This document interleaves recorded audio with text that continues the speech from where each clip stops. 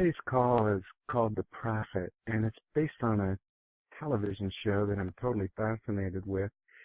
And this show's on CNBC, and this gentleman goes around and he finds companies that are in trouble, and right now they're coming to him. And he works with these companies. He goes in and makes a personal investment.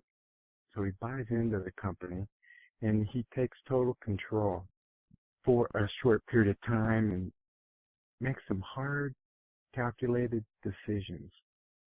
But in this show, he focuses in on three things: the people, the process, and the product. Interestingly enough, as those that have listened to these calls for a long period of time, we always focus in on these three things. And today we're going to talk about some of the comparisons we have with our businesses on a basis that we need to look at ourselves, like the prophet does after his investment. And it's intriguing to me that most of these people that are in troubled companies have some common threads. Number one is the reality that they're facing isn't real evident as far as getting through it. But if they were to look at their companies in different manners, always challenging themselves how to be better, how can we focus in on our people, the process, and the product? But the primary thing on the people is to do what is right. So many times I see dealerships making the wrong choices with their people. They feel that they don't need to pay them for this, or they don't need to compensate them for that, or they can cut this corner or that corner. We could staff shorter. Why would we need to pay them well? Why would we need to treat them well? Let's work them to death and get all we can out of them, and that's how we manage people.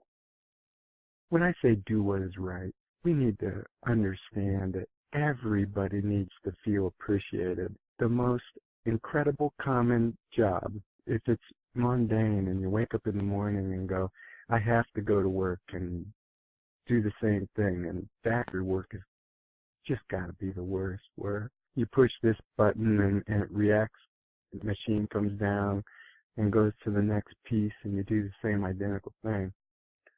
People need to feel appreciated. And in the business where we interact so often with our customer base, if your people don't feel appreciated, how is your customer going to feel? We need to let them know how much we appreciate what they do every day. We need to include them in our decisions.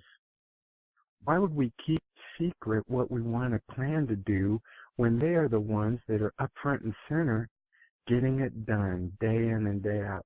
They know what a lot of the needs are, yet most dealers shut them out, don't include them in the process. They don't include them in the discussions of what do we need to do to be better, and form continual improvement. We must respect them. And if you go through your job and you don't feel the respect, you don't feel the human dignity from the management or the ownership, then that's an error in judgment on their part. We have to respect the people. And thirdly, we have to reward them, include them in the prosperity, regardless exactly what that pay plan is. And we've been focusing in a lot on pay plans these days, and we're talking about rewarding the individual in the practices and the procedures and the processes we want them to do. Rewarding somebody for a job well done is just should be a part of all of our thoughts. And when they do a great job and they get a great result and their income climbs substantially, the last thing in the world I would ever recommend anybody do is adjust the pay plan to make it more challenging or harder for them to accomplish what they've already achieved. Include them, respect them, and reward them. And then the processes. Anyone knows that I spend a huge amount of time evaluating processes, our teams evaluating processes, and that includes our company as well. We're always evaluating processes. What can we do to be better? How can we improve our own processes? What can we do to recommend dealerships improve processes? Your processes are golden. They're the key that unlocks the doors to profits. It is a critical component, yet so little attention is paid to it. Generally, we look at the breakdown in the processes, and there goes the efficiencies, and there goes the people running around trying to put out this fire, and they try to put out that fire, but they never look at the reasons the fire was created. Inevitably, it comes down to a breakdown in the processes. Look at your business, your dealership. Really, in this show, The Prophet, he buys many different kinds of businesses. Many different kinds. Varying from flower shops, restaurants. There was a used car dealer that he got involved with. But process. And then thirdly, the product. No one that comes into your business wants a flaw or a defect. And every time our mission, when we're talking about the product, they come in, they get a good result.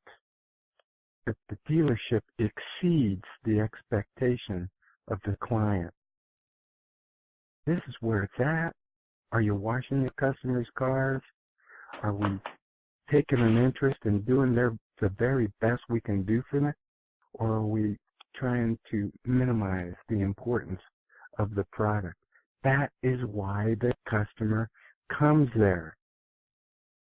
One of my favorite things to do is, and I will tell you, I will drive an hour and a half each way to have dinner at a pizza place called Cochi House in Worcester, Ohio. Cochi House exceeds my expectations every time I'm there, but really I understand there's some things with the expectations that this guy doesn't take credit cards. This guy doesn't really have an incredible facility. If you don't get there right when they open on a busy night, on a weekend evening, you're going to wait an hour and a half for a seat. But it's the product that I go for. It's that wonderful pizza that I consider the best in the world. Now the waitresses are good, and so the people are good. The processes are incredible. I don't know how they keep it all straight, but they have inconveniences because they're so busy that they can't get it all packed through the facility they have.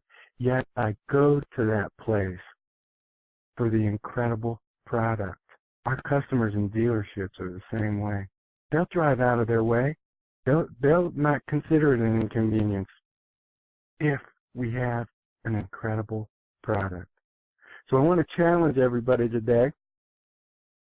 Let's take some experience from The Prophet. If you're not watching that show, I recommend it. Look at your people. Are you doing what's right? Look at your process. Are they right? Are you putting out fires every day? What's the process link that's broken in that? And look at your product. Are you shining on these areas of your business? Or are you going to end up one of the considerations for the show that Marcus would come in and buy a piece of your company and straighten it out? None of this is easy. It's always a challenge. But if you want to overcome your obstacles and be the best you can be, pick up on this challenge and look at your business in a new light. Thanks for your time, and have a wonderful day. Hi, are you struggling to increase your service department's effective labor rate? many dealerships today are. We can help you with our proven process and years of experiences.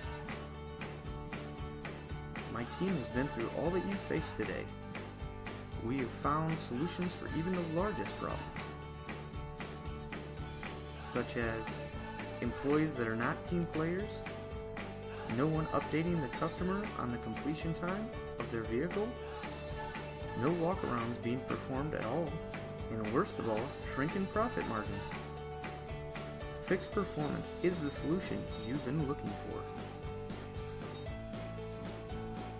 We will take your service department to the next level of performance by increasing your customer retention, turning your staff into a team, and best of all, maximizing your effective labor rate. So let me ask you, what are you waiting for? Give us a call today at 888-205-8718. Fix Performance, where we have total commitment to your team's excellence.